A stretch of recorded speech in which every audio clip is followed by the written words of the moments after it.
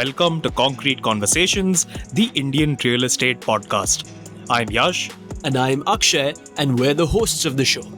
The impacts of climate change have been felt all over the globe in 2022, with heat waves in India earlier this year, followed by record high temperatures and forest fires across Europe. To assess the role of real estate in climate change and to understand how the industry can offset these effects, we have with us today a domain expert in real estate and sustainability, the head of sustainability at Mahindra Lifespace Developers Ltd, Dr. Sunita Purushottam. Dr. Sunita has a PhD in environmental science and engineering from IIT Bombay and over 20 years of sustainability strategy and environmental consultancy experience in the areas of environmental impact assessment, air emissions modeling, and much more. Drawing on her learnings from working on projects across the UK, United States, Mexico, South Africa, and India, Dr. Sunita sheds light today on topics at the epicenter of climate change in real estate, such as climate responsive design, hothouse earth syndrome, and developing India's first net zero residential project, Mahindra Eden. So get ready to unpack the nuances of climate change in real estate. Hi, Dr. Sunita. Welcome to Concrete Conversations. Good morning. How are you and how's your day going so far? Good morning. Thank you so much for having me on the show. My day is just started. So all good so far. So looking forward to the rest of the day. Perfect. That's good to hear. Since you work in such a specific area of real estate, I thought that it would be interesting to our listeners to kind of know a little bit more about your journey and how it is that you actually got to working in sustainability within real estate. So it's been a journey of over 25 years. And I have a PhD in environmental science engineering from IIT Mumbai, but I'm a physics postgraduate. So I basically started off wanting to do physics and ended up doing building physics in real estate sector. Right. And as a part of my journey, I have worked in various countries, primarily UK, India, and for projects across the globe for various clients, primarily in strategy and then detailing into air pollution modeling, GHG emissions, carbon offsets, carbon neutral strategy, and then in helping clients implement various reporting frameworks. Real estate is an area which I have worked on right from the beginning, which started as environmental clearances, EIAs for large infrastructure management projects across UK and India. Right. And so this is one of the sectors where there is a huge impact. So there is an impact in design and planning and the construction phase and of course the use phase. So this is an area where there is a lot of work required and has a huge chunk of emissions contributed from this sector. Dr. Sunita, I think given the context you've set for us with your background, I think it's only fair that we set the context for the listeners for the heart of today's discussion, which in a broad sense is climate change and consumption. But if we narrow it down a little bit, I thought we could start by asking you, what is the power crisis that we are currently facing and how has the heat wave that we've seen pan-India exacerbated this crisis? So India witnessed an acute power shortage due to high demand and unavailability of adequate coal supplies. And in the month of April 2022, various states were impacted. Rajasthan, Haryana, Punjab, UP, Bihar, MP. They were the most affected states. And there was 100 million units of energy shortage. Right. And what happened was that, there was a revival of economic activities after COVID-19 and also a temperature rise. So the heat wave in April and March, which was unprecedented, propelled the electricity demand. And the average daily energy requirement increased to 4,512 million units. Right. And in April, it was around 3,941. So that's a huge jump. Of about 15% growth. And many of the areas where electricity usage increased substantially were industries, railways, agriculture, and household. So the punishing heat wave led to a record AC sales of 17.5 lakh units in April. Wow. Which would touch a 90 lakh in 2022, right? So the estimated sale of residential ACs is around in April is 1.75 million units. And these are double compared to April 2021, a 30 to 35% increase over April 2019 figures. Okay. So this unprecedented rise in the cooling demand, right? Right. It is a vicious circle. There's a temperature rise, there is increased cooling demand. Temperature rise plus rise in economic activity. Increased industrial activities, commercial activities, increased cooling energy demand, leading to increased emissions from coal and refrigerants, which nobody talks about. Increased microclimatic impacts, because when you have the hot air inside the homes being cooled, it has to be thrown outside. It's immediately thrown outside your houses and your industrial areas, compounded with concrete, which retains heat. The microclimatic impacts increase. So you have more demand for cooling energy. So it's a huge circle. It's a vicious circle that needs to be broken. Right. So, like you said, there's this kind of cycle and this kind of feedback loop that we've kind of gotten ourselves into with a lot of the scenarios we're facing today from a climate standpoint. But I wanted to kind of zero in on the real estate industry and its impact. So, when we talk about, the impact of real estate on climate change, what exactly are we talking about here? What is the direct and indirect impact of this industry? So, huge direct and indirect impact from this industry. So, the real estate sector contributes to over 40% carbon emissions globally. And out of that, over 35% is due to the energy consumption in the real estate sector. So that's the kind of contribution the real estate sector makes to the overall GHG emissions and energy consumption. Uh, it also contributes to pollution. So some of the direct and indirect impacts, if we were to bifurcate that, direct impact in terms of diesel usage happens in terms of diesel usage, and indirect impact happens from electricity consumption. Then there are indirect emissions from product related emissions, carbon emissions, contractor activities at site, and the emissions associated with that. So, both in terms of diesel and electricity.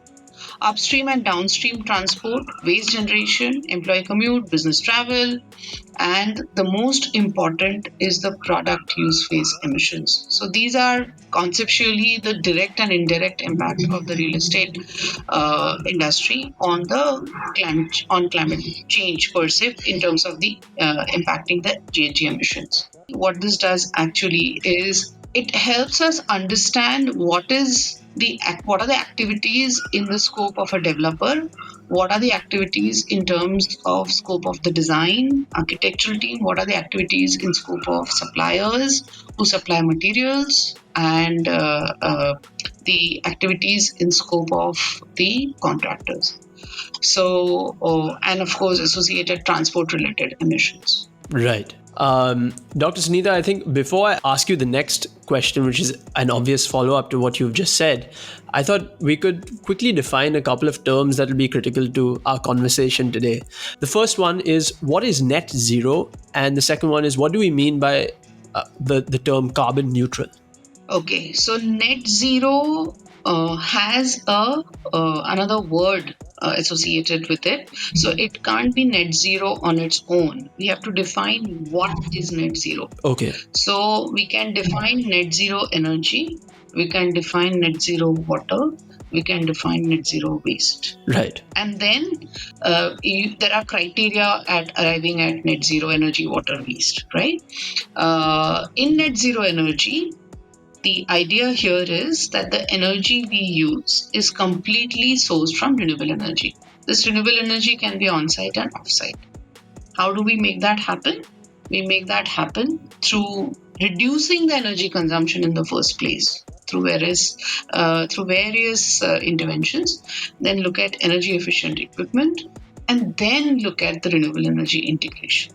So that's net zero energy. Now, carbon neutrality as a concept does not say that it is how you arrive at it. You can actually offset, you can reduce. So offsets are allowed. Offsetting means you can actually do a project somewhere else and reduce your carbon emissions without actually reducing your energy consumptions. For example, you are consuming 100 kilowatt hour energy.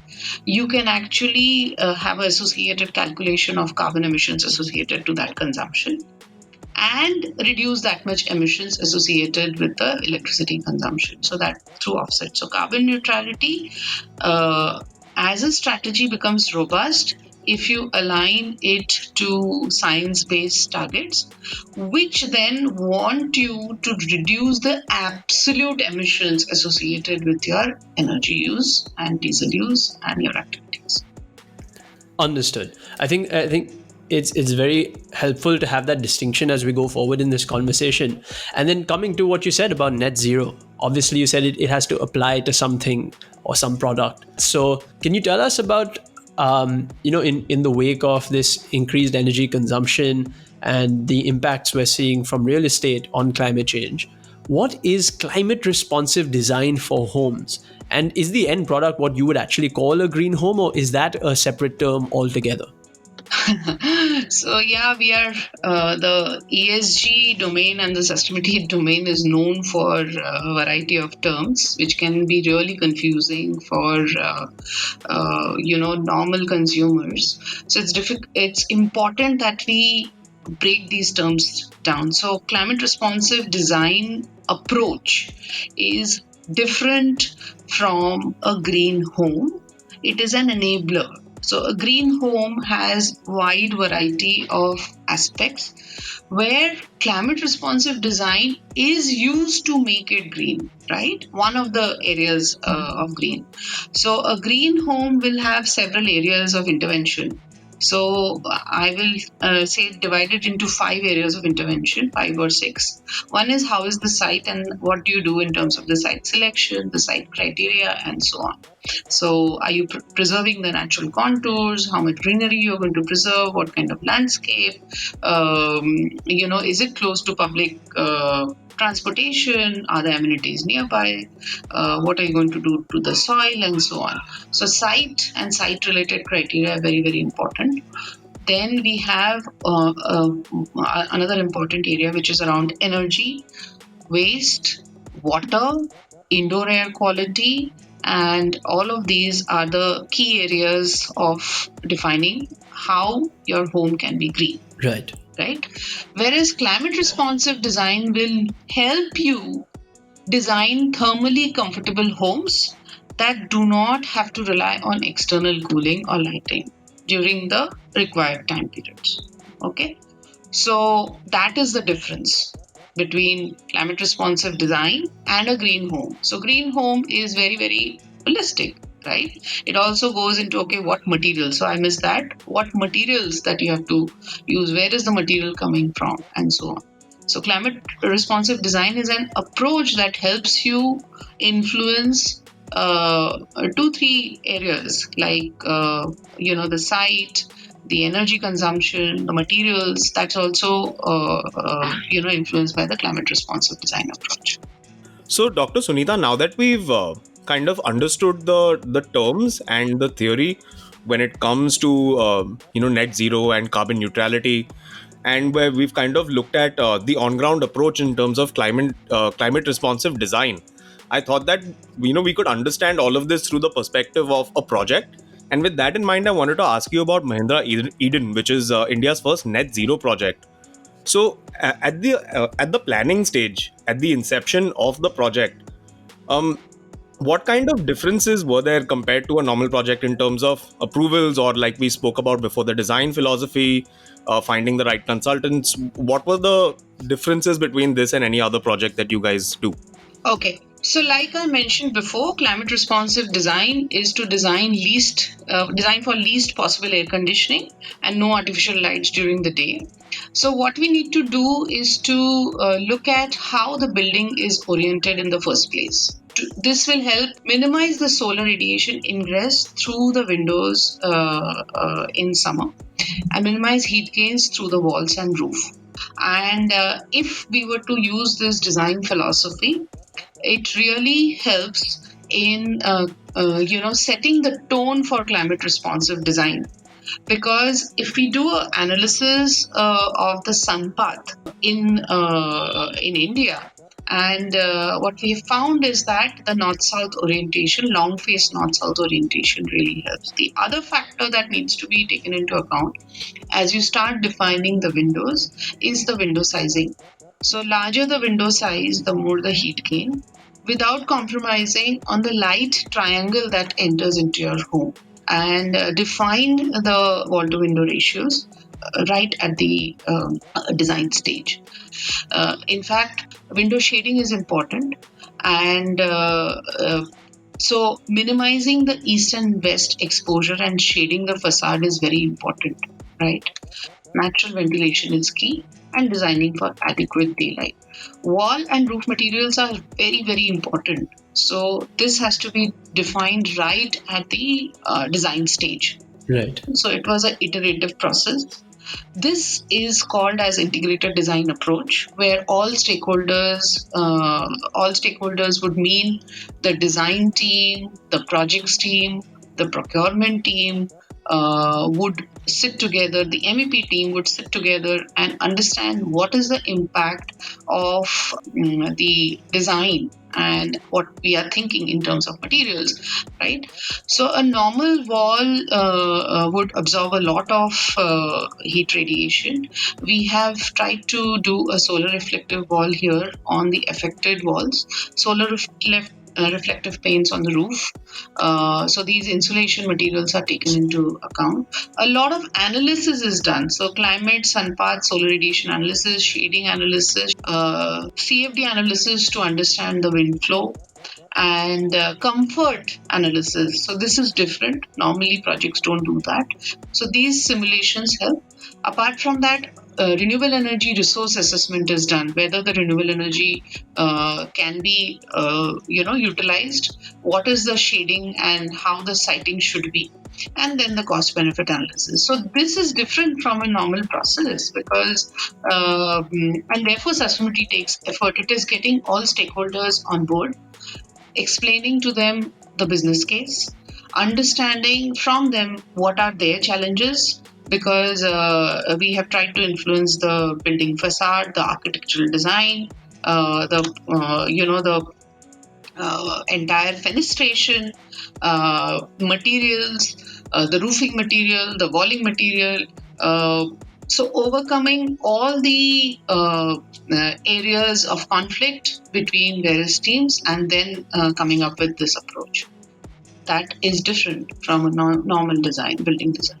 Fantastic. I think you've given us a very comprehensive breakdown of the elements from a design planning stage. But one of the tricky things is, what kind of changes did you have to make on site in order to make this possible? Sensitization. That's the that's the first thing, because we can do work in two ways. Okay, and I'll relate it to cooking. You can be a messy chef, or you can be a very clean chef.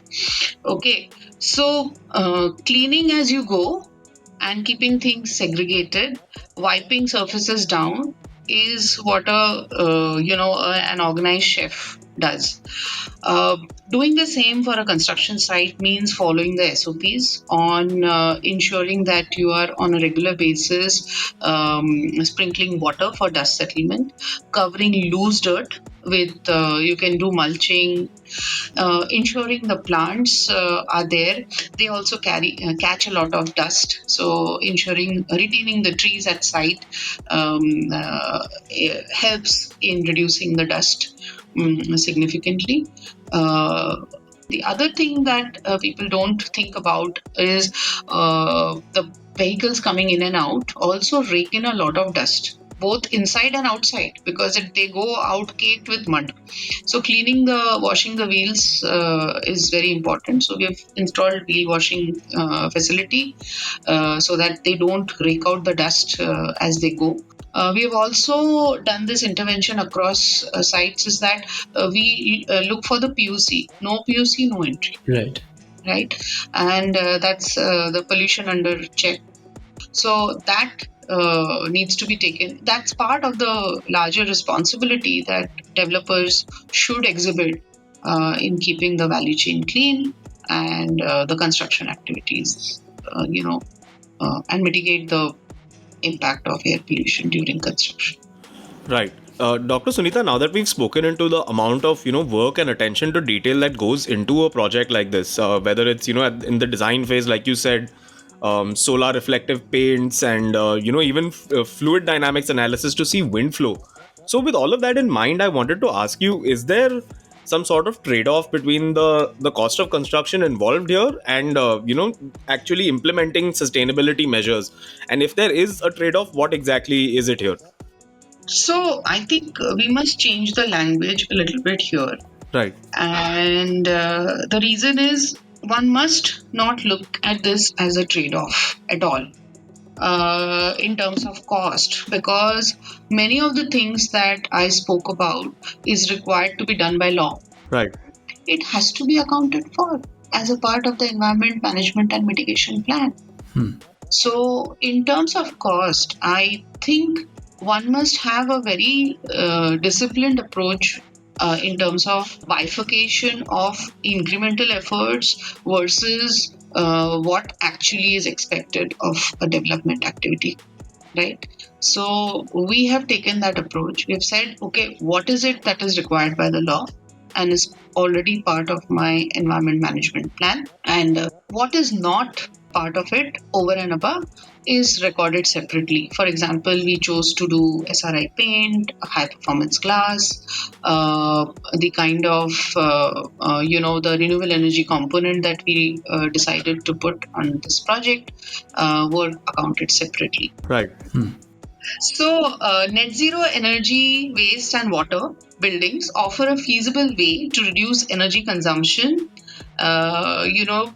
Understand way we can use alternative materials, enable circular economy because of the waste related certification, diverting it away from landfills. That's very, very important. Water is going to be the key battle when it comes to climate change.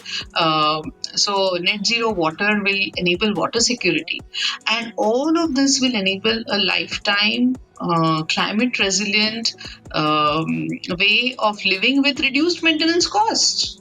So why shouldn't people think about these the way these buildings are planned? Why shouldn't people look at engaging with developers on upfront cost incentives? So there are some areas in the country where there are tax rebates on green buildings, right? So if you are not aware of this, it would be your loss as a consumer. So maintenance cost, health benefits, I would even say that your climate security, water security, ensuring clean environment, all of these help us decarbonize. At the same time, you're saving money. And the more you understand this equation, more you understand the holistic picture, consumers will really want to buy only these type of homes rather than any other. Right. So, with that in mind, Dr. Sunita, what are some of the technological interventions or different construction technologies or complementary sector interventions that have enabled contractors, developers to achieve these net zero or carbon neutral targets for projects, but also to make sites more environmentally friendly and health friendly? I'm sorry, I know that's a bit of a loaded question. No, no, you're asking me loaded questions and out of syllabus questions also. No, I mean, not that I don't know the syllabus. I mean, it's a larger picture that we are trying to paint out here. And I'm liking it because it's a larger conversation, not just focused on net zero, and that's required in this day and time. Right. Uh, I think the My1 construction technology. I have actually on Friday I was on Saturday I was in Delhi at the Ashray Ishray India chapter meet, and there I saw a very interesting architect's work where he has just used concrete, right, to build double walled concrete, double walled because he wants to put his systems and also create that insulation, double walled, double roof, but he's used concrete extensively, but to get the thermal comfort, right? And if you use concrete, right, concrete you have to use with a lot of responsibility, and I'll tell you why subsequently. And has got no plastering, no indoor plastering or external plastering, because the My1 construction technology and the formwork that is used allows you to just expose the concrete after it has been done, and it is very clean, right? So there is a large amount of elimination of external plastering work also. And of course, you may choose to put cladding, indoor, gypsum plaster. Indoor gypsum plaster typically is used for putting that layer of, insulation. It also acts as a layer of insulation.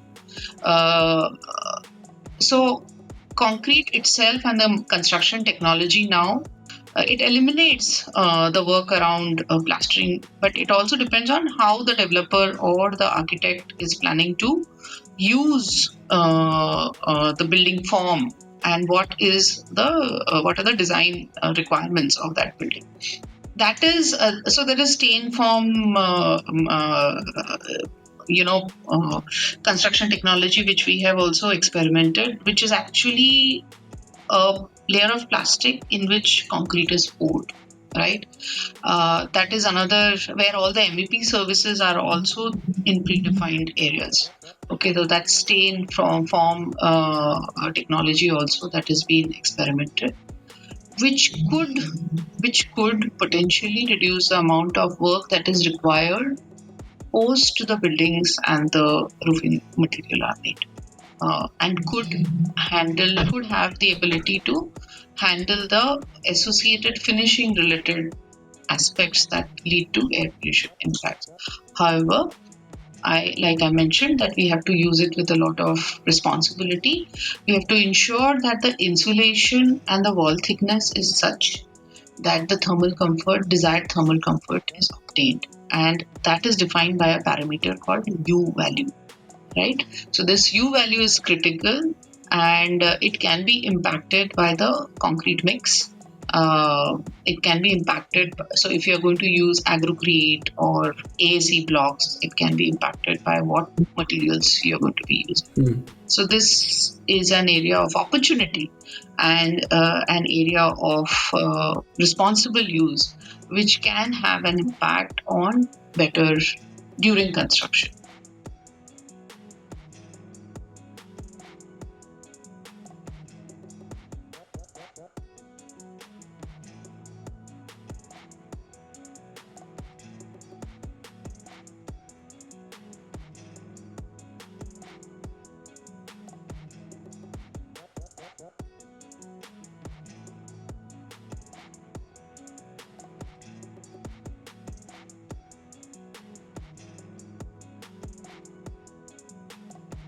It will come in form of policy.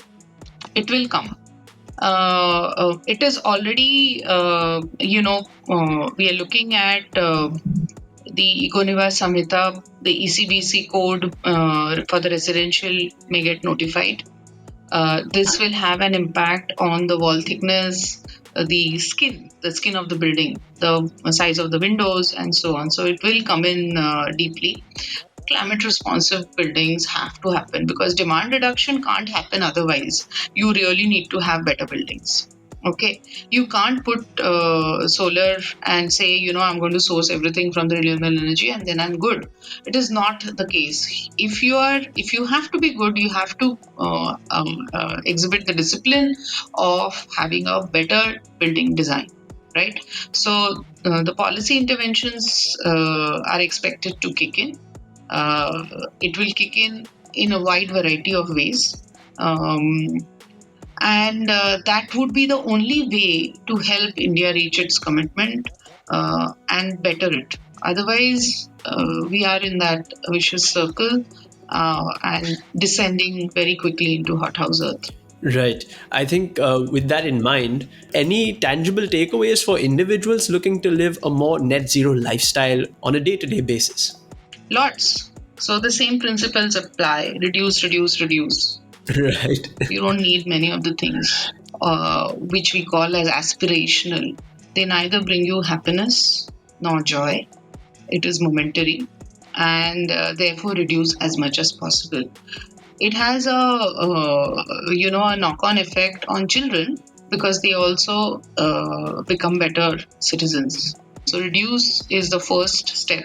Right. Second step is responsible use of your wallet.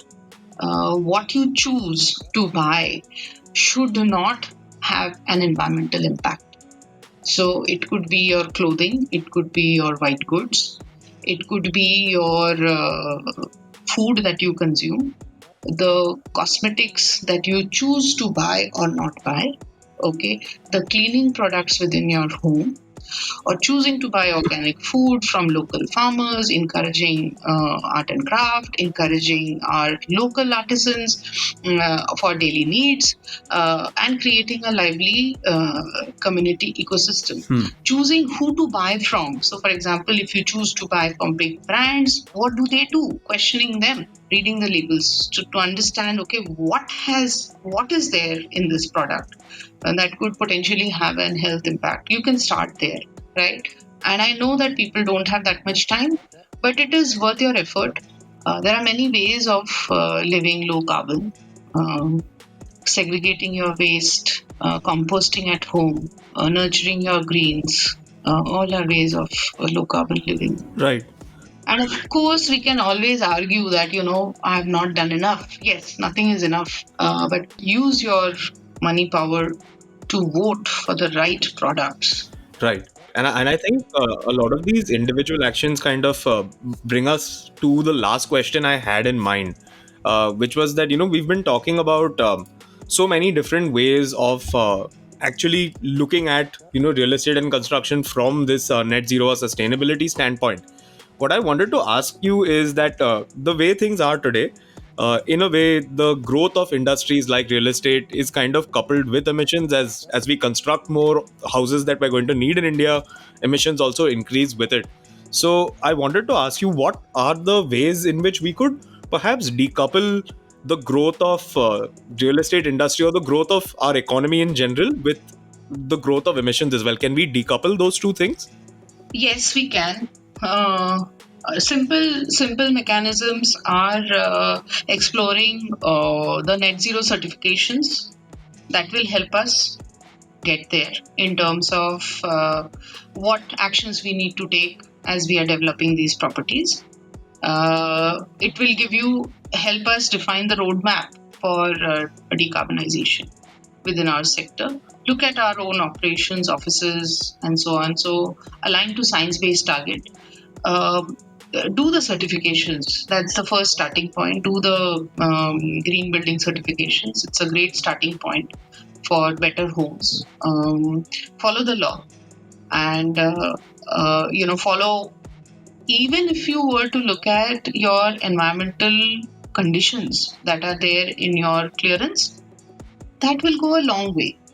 That will go a long way to decoupling.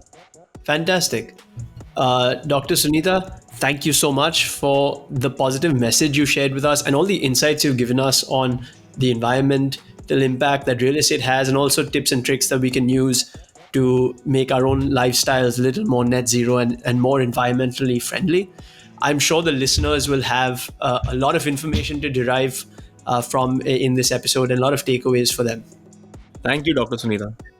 Thank you so much for having me, and really an opportunity here to spread the message, and appreciate your time and the out of syllabus questions. I enjoyed it thoroughly, and hope we could do more of this. Yes, certainly. Yeah, we'd definitely be happy to. If you enjoyed this conversation, be sure to follow Concrete Conversations on Instagram to know more about upcoming episodes and for some behind the scenes content. For more deep dives into the world of Indian real estate, stay tuned for more Concrete Conversations.